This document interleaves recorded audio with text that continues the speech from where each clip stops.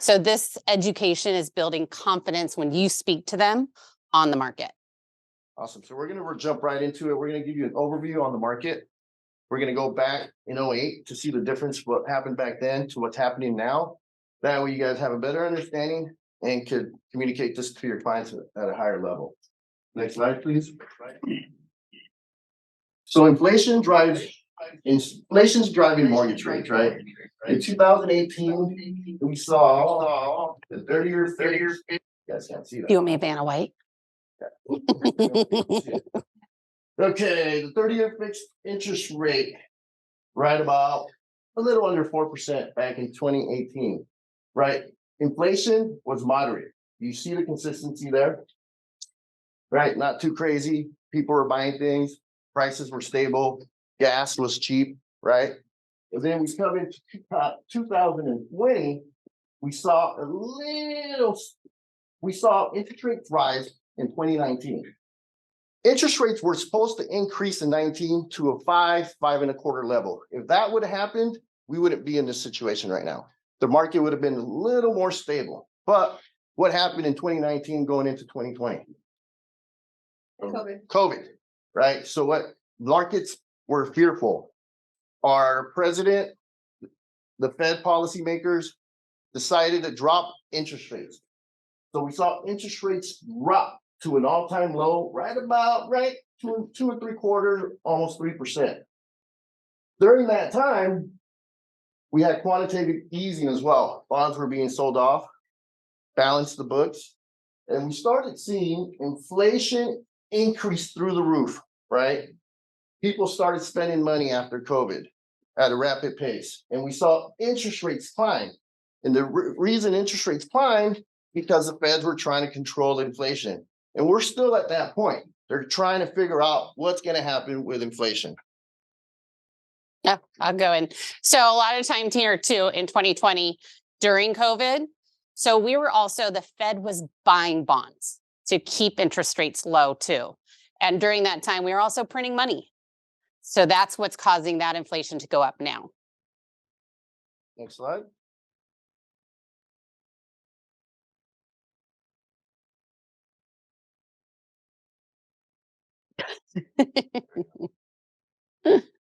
So now let's talk about the debt ceiling.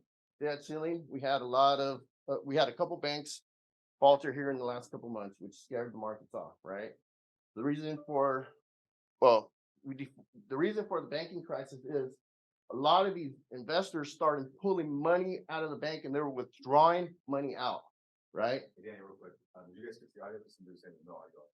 Yeah, it's fixed. Okay. They were withdrawing money out of the banks and reinvesting those funds into money market accounts, High yield savings, treasuries. millions and millions of dollars, right? So a couple banks collapsed because all that money was being withdrawn. People wanting their money back to reinvest because rates are much higher and they could get a higher yield for their investment. Nothing to panic about. It's under control. And the Fed stepped in and saved a couple banks as well. You can go on. Next slide.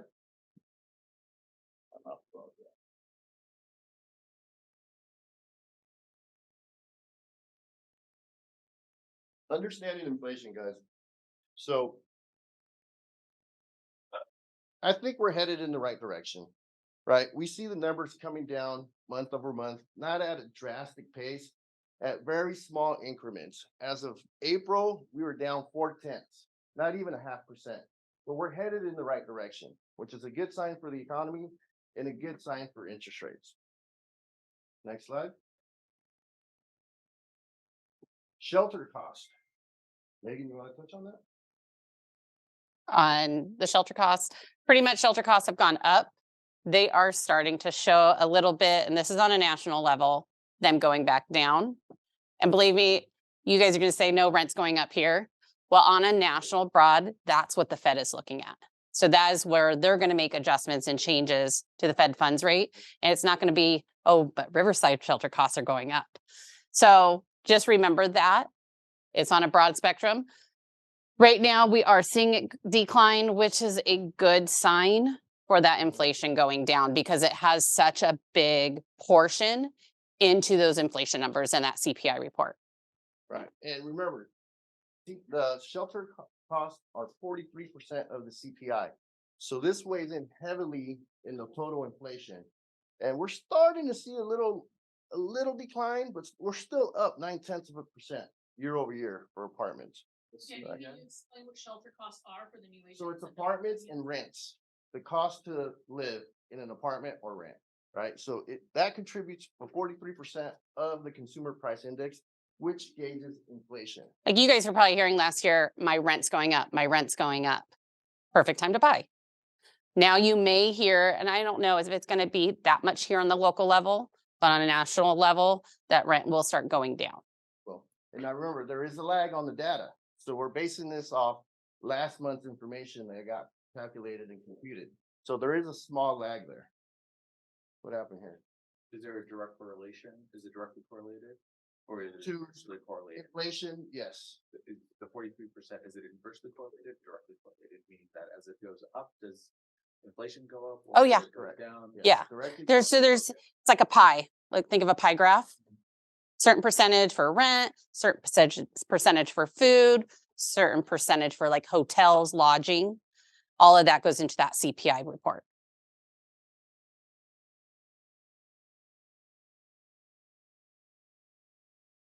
Are you on this? No, I'm not. Right here, dimensions.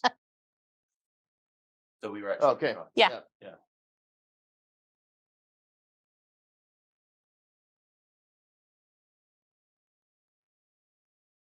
So job cuts, right? We hear unemployment is on the way up. It's on the way up slightly, but we still have a shortage of jobs nationally, right? So I think the economy, as far as employment goes, is pretty stable. We're still at a very low unemployment rate, right? Which is good, but it's also a problem due to inflation because people continue to spend money. And a lot of jobs, a lot of companies are still hiring. We can't keep up with the demand. So it's creating a little bit of a problem, but I don't think it's a big issue in the overall economy. No, and what they're trying to do too is on this unemployment, you don't want it to go skyrocketing because then we're going to hit a recession. So what they're trying to do is try to ease into a slight recession. We've got to go through that in order to get out and get inflation down. Next one, bud. Which they call a soft landing. That's what we're hoping for. You're behind the slide. Next one. We going the right way? Next one. There we There go. we go. Unemployment's in recession. So the general consumer feels that unemployment and recessions are bad for the housing market. I don't feel that way. I feel during the last recession, the major recession that we had in 2008, there was a lot of people still making a lot of money, right? There was a lot of homes for sale. And the agents that stuck with it capitalized with the amount of units they sold, the amount of loans that the lenders did, and the refinances that took place in that market. So this is a big topic that you guys can discuss with your buyers because the average consumer feels that a recession is an end all. Market's going to tank, housing's going to crash, right? Does everybody agree with me in that aspect? And it's the complete opposite. If we see here in 1980, we had a big recession. Yeah. We were right about 7.5% to 8% unemployment. And then that increased in 1985 to about 10%. Then in 2010, we saw another spike in unemployment, right about 10%. Now in 2020, we had one of the biggest unemployment figures in the nation, above 15%. And we all know why that was. COVID. Everyone had to stay home and not work. We were forced to stay home due to the pandemic. Anything you want to add, Megan? No. right. It's pretty explanatory, Mortgage but rates and recession, right? If we see in 1982, we saw another big recession in in the U.S. economy. We were right about 18%, 19% interest rates, right? We took a big hit back then. The next recession was in 1992. We were right a little above 10% on interest rates. In 2010, 2002. I'm sorry, 2002, right under 7.5%. 2010, 6.5, 7%, we'll say. And in 2020, all-time low interest rates, right? So a recession does not correlate into higher interest rates. Something to think about, something to stress and communicate with your consumers about. Next slide.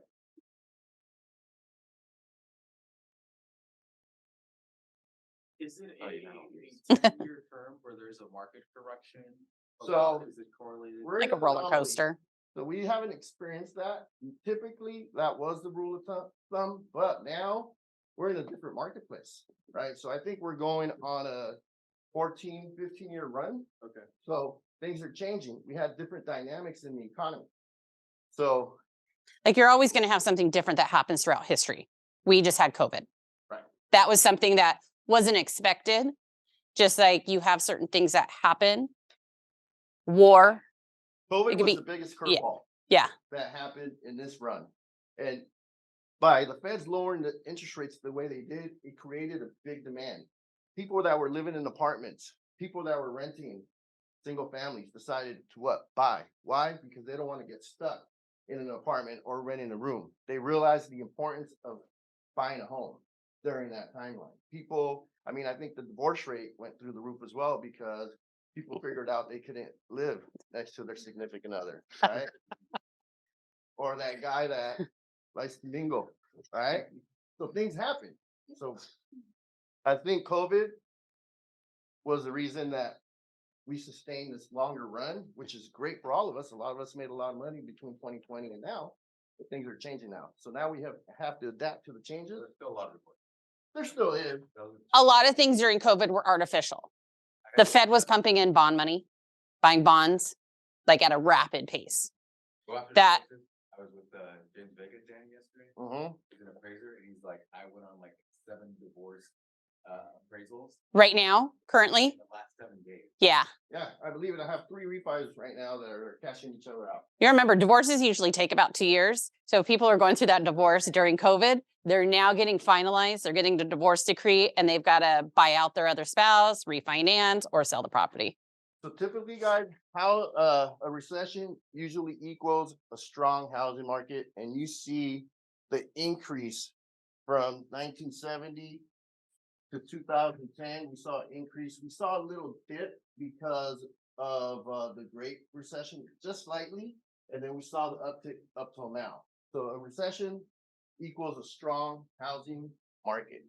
Next slide. So, what is the case Schiller? So We Case see that a lot. Shiller is a data. You could almost call it like a census bureau. They collect all the data Correct. and factor it in and For give it single all. family homes. Yep. Right? Yep. So an agent could Google Case Schiller Index And and they get a can lot get a of report. info.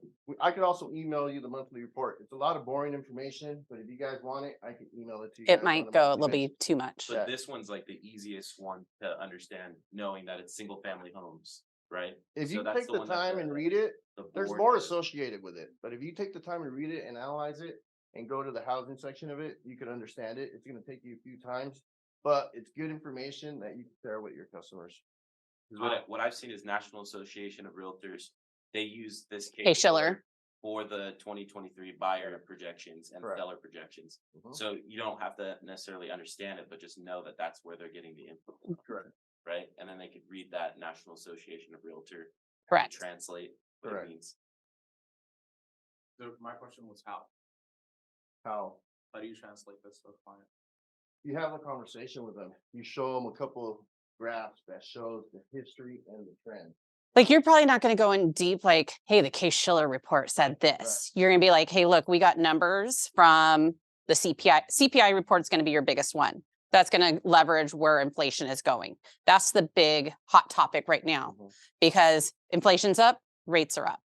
If we see that CPI report coming down, you're going to be able to relate or tell your client or your buyer, hey, you know what? We're seeing inflation coming down. We should be seeing rates coming down. But that doesn't mean something else is going to come out to counteract that CPI report too. So, and that's where you gotta have to have that discussion, but kind of keep it simple. Right. Because if you go too in depth, they're going to be like, yes. Or you could create your own slides. So keeping current matters, we have them. They use these slides, but they make them like user friendly. And then they tell each month the story of what these slides mean. Yeah. And then the other one that I found useful was the National Association Realtor.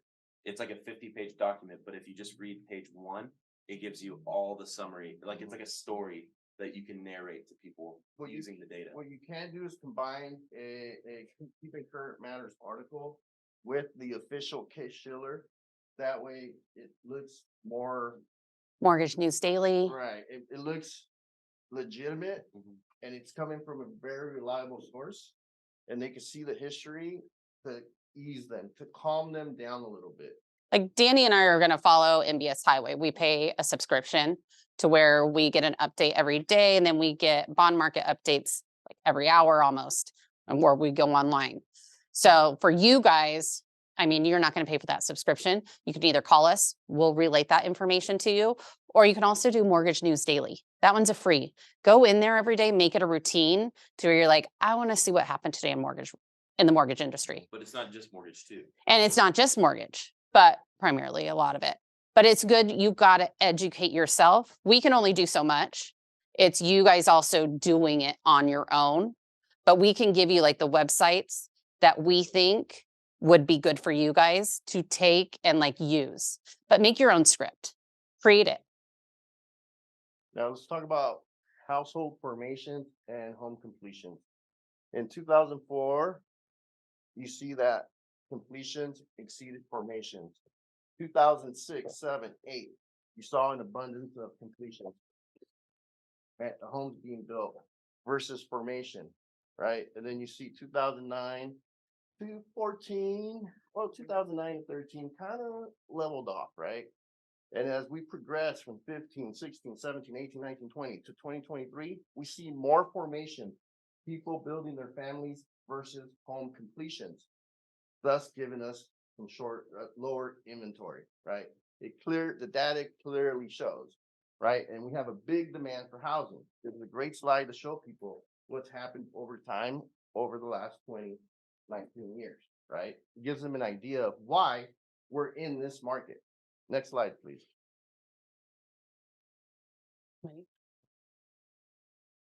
Okay, this gets me excited, right? Because this is where we're headed. If you look at baby boomers, 76 million, silent births, 1928 to 1946, baby boomers, 1946 to 1965, 76 million. A lot of these people are dying, are relocating out of state. Okay. Then we got Generation X, 55 million. We have millennials, 66 million. We have post millennials, 61 million. What's the year on that? Gen Z, 1996.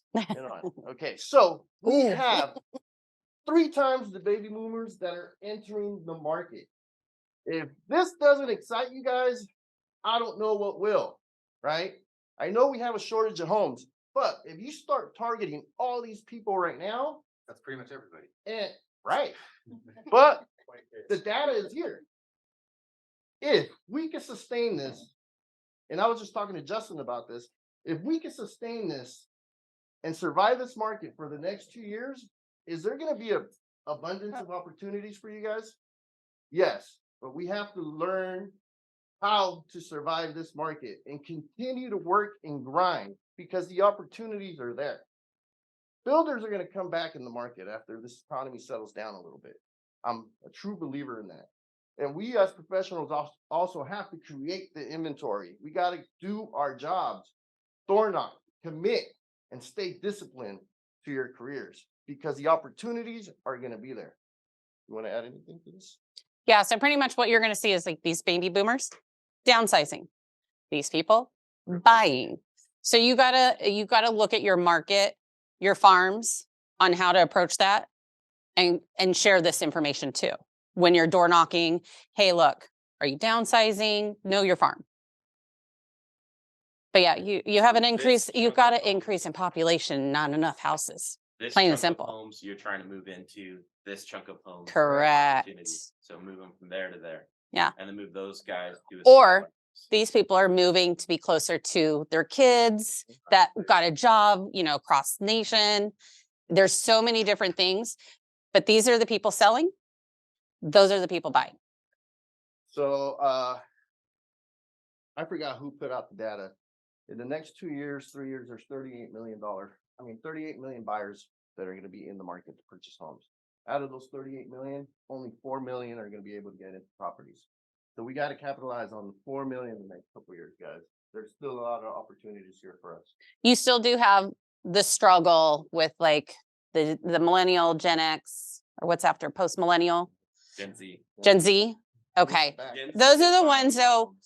are not buying as early. So a lot of the millennials are buying in their 30s versus the Gen Z. God, there's so many. Millennials are in their mid-40s now, so they're Oh, on. they're- No, they're not. I am not a millennial. Millennials are in their mid. No, they're not. No, I'm Gen X. Dude. there's so many different like yeah, Josh thinks, yeah. Next slide. please. So what are you, Josh? I just went to What are you, college Josh? Data. Yeah, but I feel like there's different ones. But Millennials aren't the- 45 the- years old, Yes, Josh. they're they no, were born in you disagree, huh? 1980 Yeah. and up. 1980 and up. No, that's Yeah. That means they're 43 if they're born in 1980. Okay, 43 then. They're I 43. think millennials 89, but let's move on. No, it's 80. You might be good at marketing, but not math. Boom. That's what I just said. I know, but that doesn't put them in their mid 40s. Yeah, that doesn't. fit in That's the- really important. Early Boom. 40s. Okay. It's old. Alright. It's old. But know your audience. Know your audience. We have- Are they a baby boomer? Are they a millennial? Are they post millennial? So we know have it. an overall low vacancy, guys. You guys see it everywhere. We have low inventory, low vacancies. If people are looking for a house to rent, there's very minimal property for rent. Selena, you're in the property management business. Do you see a lot of rentals available right now? Yeah. They're starting to tick up. They're starting to tick up. Why? Because these people don't want to lose their houses. They'd rather rent it out and have somebody else pay their mortgage than them paying that $3,000 mortgage. Got it. So I'm seeing a lot of homeowners moving in with family and friends and then renting it out to somebody else. Got it. We're seeing a lot of that. Excellent, sir. Or aren't there people that are like keeping their house too and then buying another house to live in the other house? We're seeing a lot of that too. So But it's like- recently, Yeah, because they've got a low mortgage payment because they probably got a 2-3% interest rate, and they're like, I can rent it out and make money.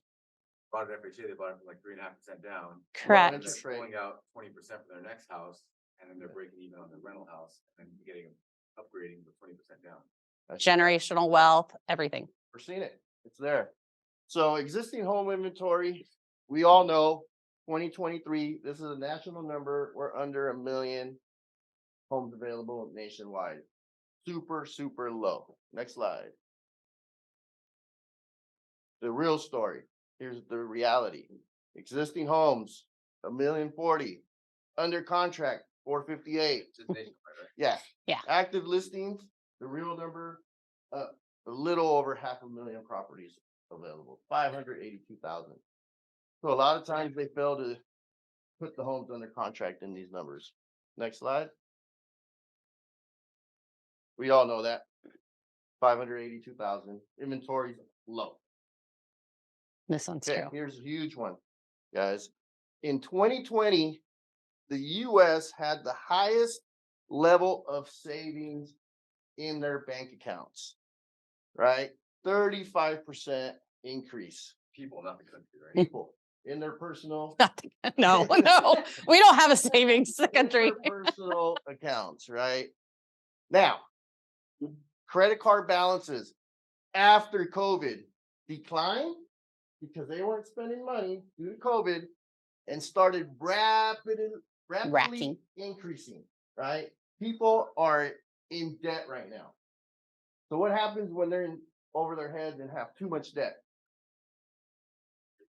Refi, what else? Sell. Yeah, the opportunities are coming, guys. It's just a matter of time. Once again, we got to capitalize this and create a marketing plan for scenarios like this. Data doesn't lie. Next slide, please. Average loan to value. In 2008, people had about 19% equity. Right now, and this is a national number again, they have 42% equity, possibly a little bit more. So an average of tappable equity, 185,000. You could do a lot with that. Refi cash out for the next purchase. consolidate all your debt, more refis for the lenders. So there's opportunities there that we have to capitalize on. Next slide, please. Wait, so what does this mean, the 42%? Loan to value, 42% is Equity, is that your equity or is Yeah. that what they owe? 42% equity. Equity, okay. Yeah, so in in 2008, the loan to value was at 81%, so 19% equity. So they had less money to, Just, less equity. Yeah, Correct. I think it looks, you kind of did opposite. no, So it's less equity here, more equity here. correct, That's the They're sitting number. on more equity right now. correct. That's what I said. You know, you said they So had this is their 42% They have- equity. so in They this owe scenario, 42%. 19%. equity. Right, that one's 60 or, yeah, 58. I'm Yeah. like, Yeah, so they have way more equity now. All right, I don't know this lady's name, but it's all negative. I didn't have time to Google it, but nothing but negative things every time she speaks. Next slide. You just wanted to point her out. she's a Karen. She's a Karen. I Here, don't like Yeah. her. Just in October 2015, Housing Today, a bubble larger than 2006. Did that happen? No. No. no. We're in a new housing bubble, 2016. That happened? Home ownership doesn't build wealth. Study finds, 2017. Is that far-fetched? Yes, it is, right? Next one. Is it better to rent than to buy in today's housing market? This was September Darn it. 2018, right? The housing market is about to shift into bad ways for buyers, 19. Next year will be hard on the housing market, especially in these big cities, 2019. Housing boom is over as new home sales fall to a pandemic low. Did that happen? No. So what does that tell you? Stop listening Don't to trust that lady. the Fake news. Fake news. news. Right, and you look at the appreciation since that time, guys. Housing is one of the best investments that you're gonna make in today's market, That's the short video right there. term John's made that video. or long term. This exact thing. Next slide. What happened to the rest of my slides? Huh? That's it. No, I want to see the video Oh, of the there's more? gal. Is this more? no, dude, there's a whole nother section. Are you sure it's not this? No. I'm just scrolling through right now. Yeah, that we didn't we go already over. went through all No, that.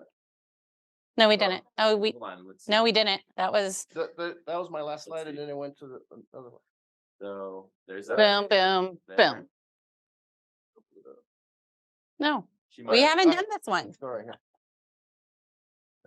Right here? Yeah. Or So right here? advantage, right? No. Advantages of purchasing a home, right? Next slide. All right, this is an example. Purchase price of 550 FHA, loan amount of 530,000. Right, interest rate of 6.5%. I just put some random numbers.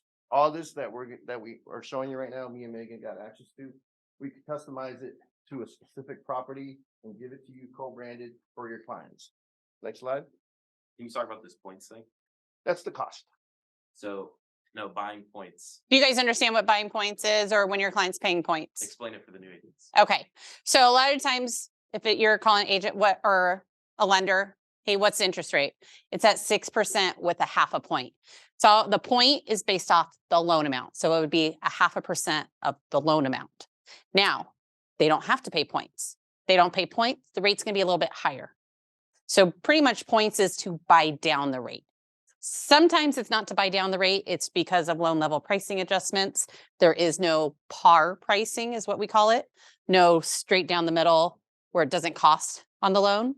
Whereas like investment properties, usually you're gonna have costs no matter what. And it's not buying down the rate, it's just paying for the rate. So you guys. How many points can you buy down? So you can buy it down quite a few, but we do run into what's called a high cost loan. That points are percentage, so it's like you're buying it down. to It's a 5%. 0.25%. It all depends. You can do an eighth, a quarter, a half, 0.75, 3/4, 1. I have one right now, they're paying 5 points to buy down their rate. But They it's want to not- do it. A 1 point or 1% discount does not equate to a 1% reduction in interest rate. A lot of Correct. agents get confused with that. So it depends what the market's doing. There's a lot of variables that determine what a point's gonna cost you rate wise. So someone can't go from like a 6.5 to a 4.5 just by buying, like, let's say they had $500,000 extra. They can't like buy the rate all. the Yes, way they down. can. They can? They can. It just doesn't make sense most of the No, time, right? most of the Right. time it doesn't make sense because in today's market, if interest rates drop to 5.5, that money is thrown away. So you're They're not paying gonna for that recuperate upfront cost. Let's just say it costs $10,000, but it's only gonna save them $100 a month. It'll cost them like 40 years to recuperate. Right, so. Correct. So have- we know $100 a month, it's gonna cost 10,000. That's 100 months for them to break even. So when we have our buyers consultations for the loans to get them approved, we go over that, analyze it, and let them know if it's beneficial for them to buy down the So if points. you guys give us a good faith estimate and it has a half point, that's what you recommend they buy it down to? And many times that's probably what they must do to qualify with the type of borrowers. that Or we're there's dealing with that. right now. So, but with that being said, since I would say April of last year, there hasn't been no par pricing. You guys have been in this business over 5 years where you saw a lot of lender credits. I know I was doing a lot of lender credits to offset That borrowers. was almost closing every costs. loan. Right now, that's not happening because the margins aren't there for us. The rates are so high that it doesn't. It make limits sense us a for the little bit. consumer, right? I haven't seen true par pricing in a while. And if you want par pricing, you're probably looking at the rates in the mid sevens, right? Maybe low sevens in some cases. So it's more expensive to do loans right now. So that's the payment on that $42.91, right? Principal, interest, taxes, and insurance. Next slide. You're gonna pay down the principal in 7 years. 7 years, you're paying principal down $50,000 and you're paying a total of $233,000 in interest. Next slide.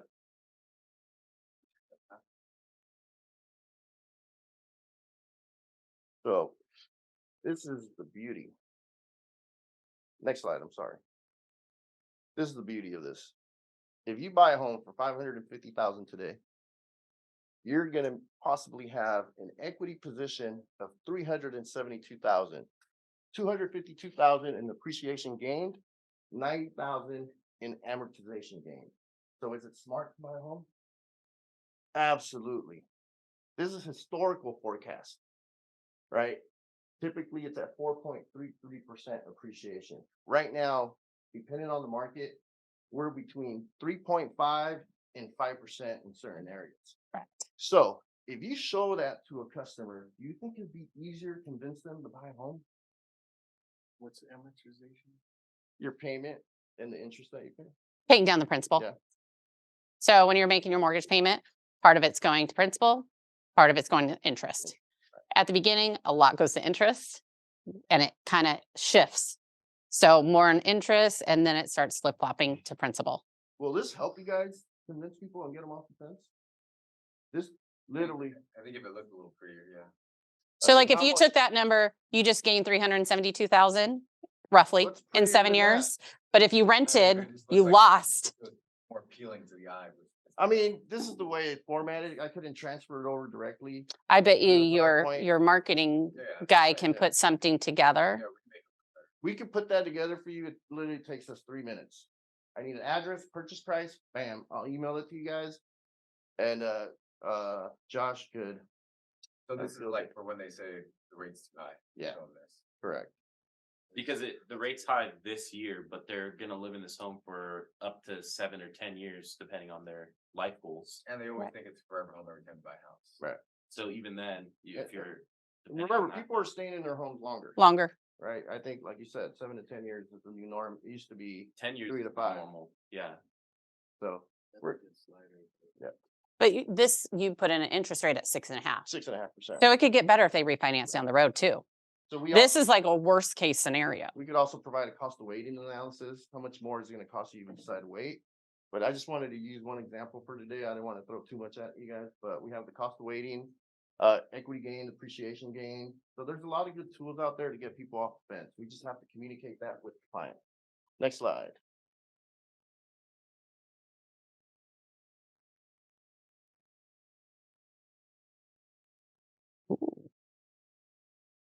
Next slide. Okay.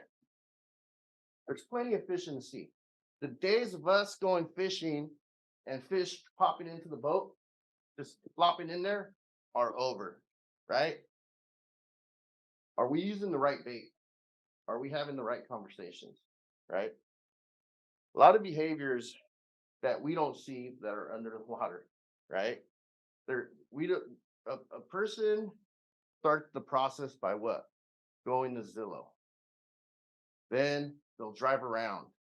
Then they'll attend an open house, right? And at that point, you guys capture them. But we need to figure out ways to talk to them, to capture that information. A key point here is if you get people at your open house that haven't been on Zillow, get them into HomeBot. John's done a good job of getting people into HomeBot. Why? Because now he takes control. He gives them the digest. He gives them access to look at properties within his portal. And I know Follow Up Boss does the same thing, right, with YLopo. So capture that information to keep them away from Zillow, Redfin, whatever other sources they go to look at homes. So we need to start paying attention to their behavior. Are they disconnected? Is there no desire, right? People are seeking solutions, deciding options. They have choices. They have plenty of choices, right? So we got to be careful with all this and start observing the behavior a little closer.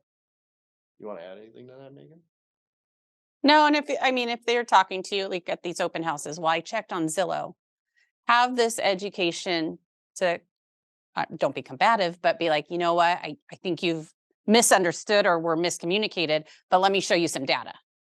Let me help you understand where we're at in this market. And this is what we're trying to bring you guys is some of that education. So you have that when they have those conversations of the opposite or the fake news. Next slide. Top 5 reasons people are selling in 2023. Number 1, deployment. A lot of military personnel are going to be deployed out of the country, out of the state. That's the reason for you guys to target veterans and figure out what their wants and needs are. If they're getting deployed, if they want to cash out on the equity and invest it in a money market account, whatever the case may be. But it's your job to decipher that and figure out how you can help a veteran. Second reason, diapers and diamonds. People are getting married. People are having kids, right? Third reason, debt. They're in over their heads, so they have to sell. 4, divorce. People are getting divorced. Steven said earlier, divorces are ticking up, increasing. As the pocketbook gets hurt, couples start fighting over money. And what do they want? They want to just quit. They split. Or death. And the last one is death. Right? Baby boomers are dying. It's part of life. A lot of times it's taboo to discuss death, but it's part of our life. We have to accept it, right? And as professionals, if we could find a sympathetic way to discuss that with your clients, it gives you an opportunity. I know it sounds bad, maybe greedy, insensitive, but it's part of our business. It's part of life. Right? And a lot of the older, those baby boomers are actually moving in with their kids. Or they'll sell their house and say, all right, let's take my equity and let's put it into a house for you and your new family. But we want a casita for mom or dad. So there's a lot of that going on too. So I it think doesn't that's have, like the next 10 years. I think that's where we're leaning towards more is the multi-generational living. Yeah. Lennar does the next gen homes and they're They're phenomenal. badass. Immaculate. Yeah. I think that's going to be a huge trend. So a lot of them, when their spouse passes away, they don't want to live alone. They want to live with family, but they're willing to take that house and roll that equity into that next generational. All right. Death bait. These are questions to propose to your clients. Will your house get probate? What happens to the house? Whoever did my slide misspelled that. What happens to the house after death?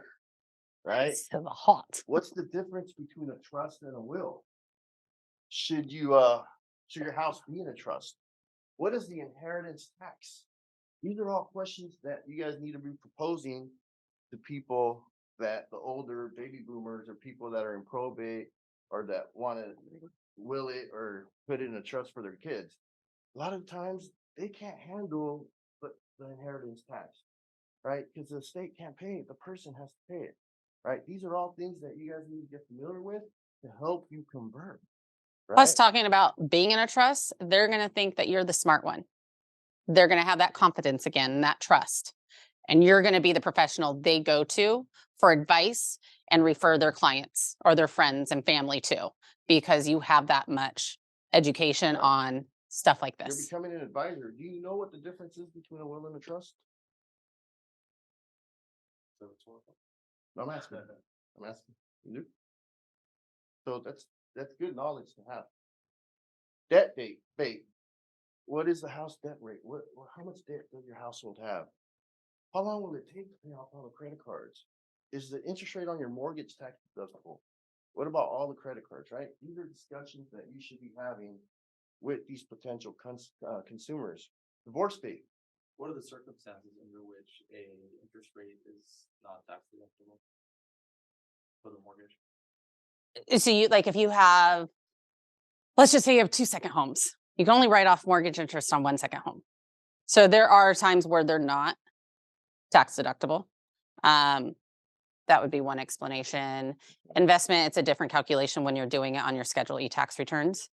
Like it goes into your profit and loss. There's also a cap. Yeah. There's a cap, a threshold that you cannot exceed. So that's a very good question for the CPA. And depending on their tax bracket, I would consult with the CPA and determine what their cap is on the interest deduction, because there is a cap. Divorce bait.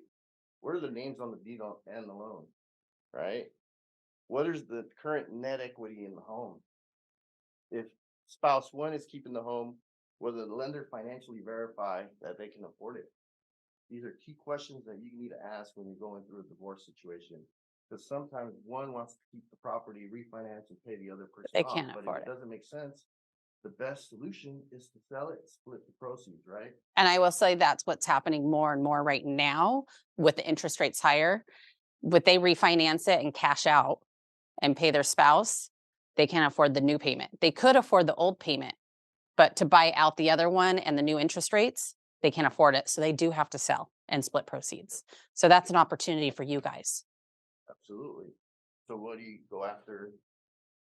Divorce attorneys, probate attorneys, make them your VIPs, call on them all the time, solicit them, gift them, right? These are opportunities that you guys need to take advantage, not take advantage, that you need to implement in the next 12 to 24 months to be relevant in this market.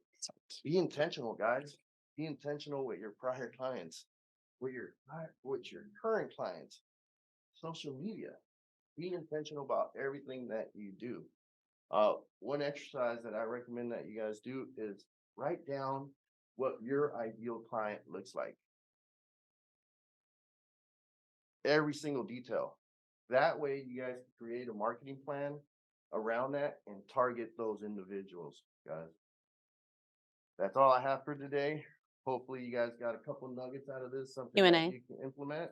Yep, and any questions that you guys have, we'll be happy to answer them for you. Can we see the last two slides? Absolutely. Or Danny?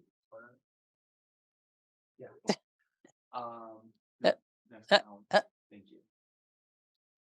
You guys should put this whole thing on, I'll share it on, I'll put it on Slack and Inspire You.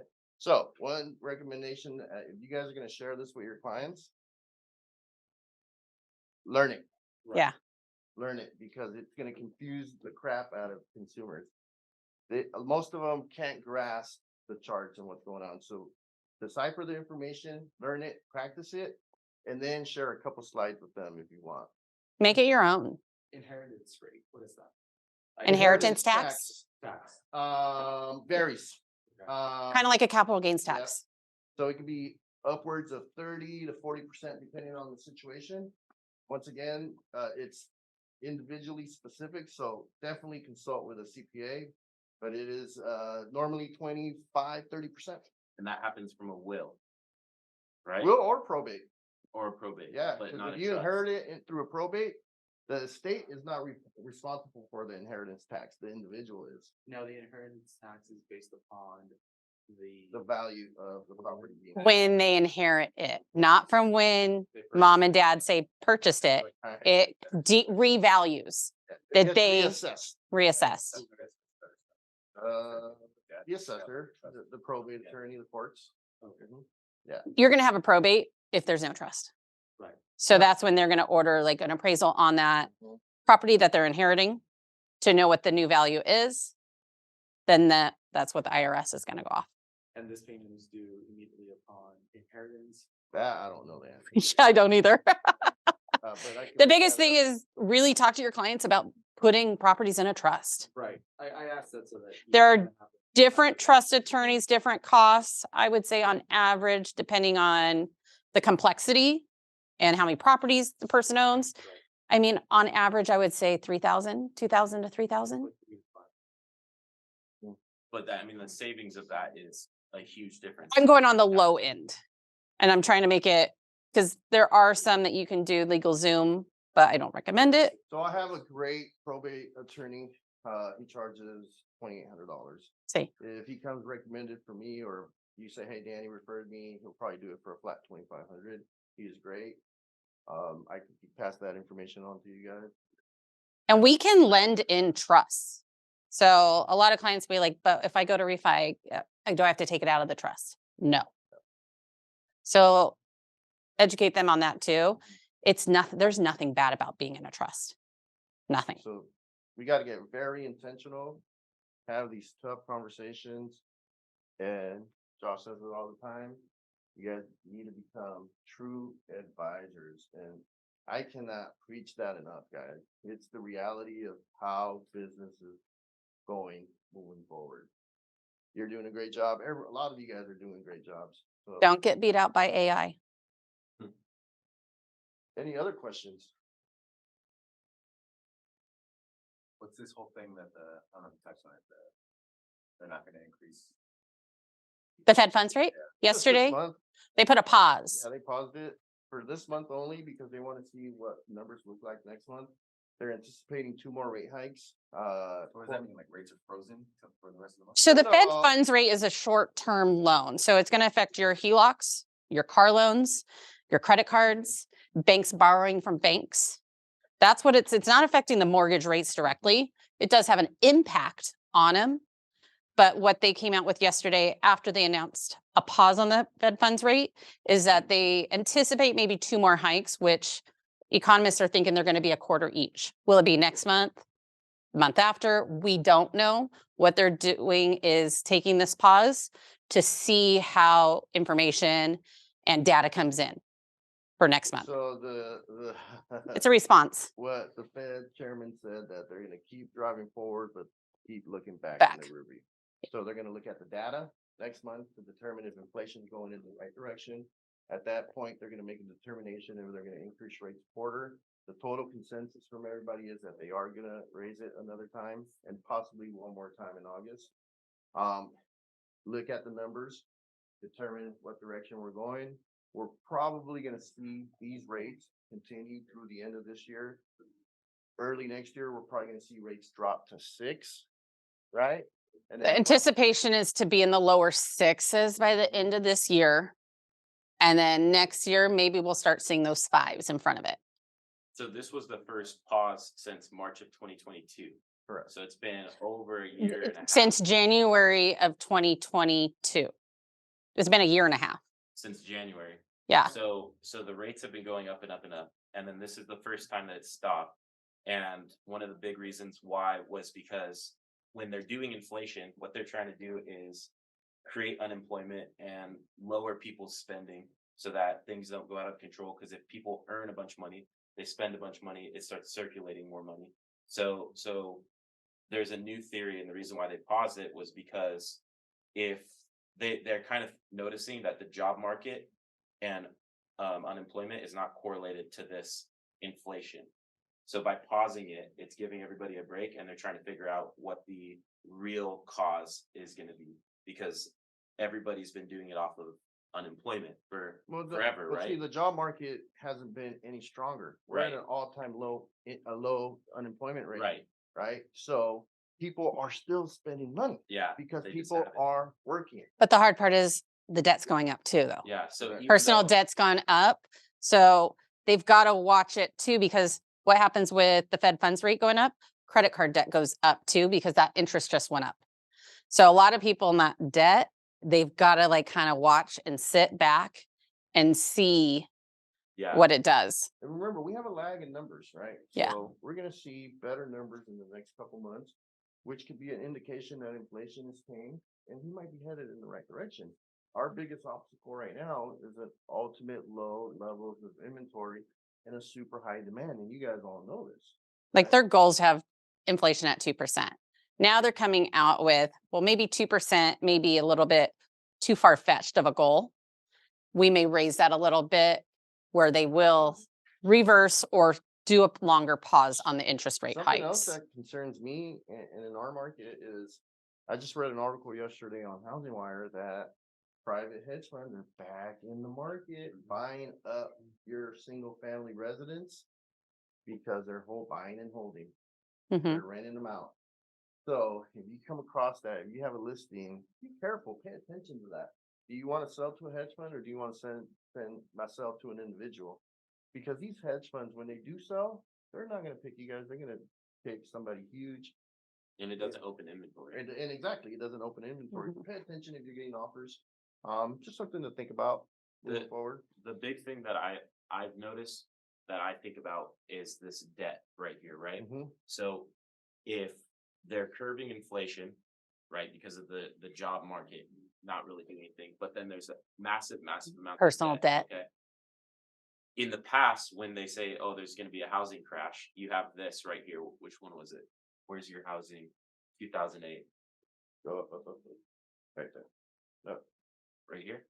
Okay, so here is the housing crash. You only have 19% in equity. Yeah. So you had all this debt because you became unemployed, so then you can't afford the house or your mortgage or your car payments or your credit card payments. So when you do go to sell your house, you can't make any money or you Short don't sell have enough or let it because go. you didn't have enough equity. Now, the reason why there's not gonna be a crash is because we're literally half of that. So when this does happen, which is what's supposed to happen with all this debt, you're just gonna pay it off with your equity and it doesn't create a crash, it creates a soft landing. In the housing market. In the the housing housing market, market. but that's what we're here for. And that's Yeah, that's exact- what we're talking right. about, 'cause they're two separate markets. And that's why you capitalize on that and you create what? Inventory. Yeah, Because there's going to be a lot of people, they have all this equity, but they can't refinance their jobs. They're not making as much. So what do? Sell. That's you guys. but they're not in a bad position. Not like at they all, were Correct. because they in the can walk past. away with a couple $100,000, pay Yeah. off all their debt, Pay off all their debt. still have a savings. Get go settled ahead for a little again. while. Rates drop and then they buy into the market again. So Yeah. what we need is inventory. We need inventory. Forget listing motherfuckers. And then we just talked about how to create inventory. Yeah. Earlier this month, we talked about how to create it, and then my class, and then Laura's gonna talk about that next week. So this was the buy side of inventory, then next week Laura's doing the sell side. Thank you guys. Thanks.